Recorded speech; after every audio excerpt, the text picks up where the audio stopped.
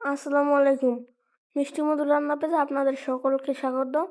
আজকে আমরা রান্না করতে যাচ্ছি ছানা দিয়ে ধুন্দুলের ঝোল।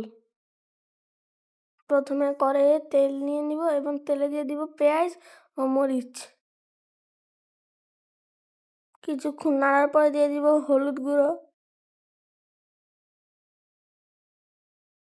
ধনিয়া ফাঁকি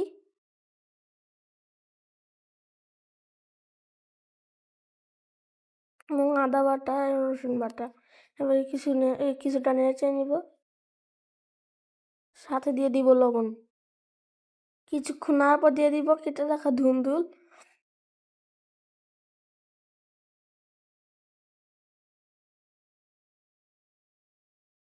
কিছুক্ষণ নেড়ে নিব।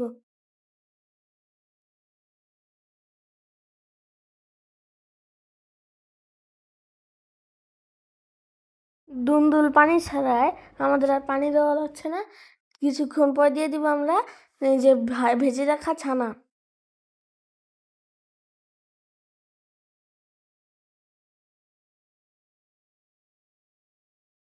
এবার কিছুক্ষণ দমে রেখে দিব। কিছুক্ষণ পর দম তুলে নিব।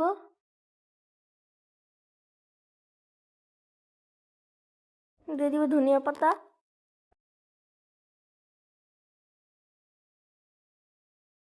প্রস্তুত হয়ে গেছে ছানা দিয়ে ধুন্দুলের ঝোল।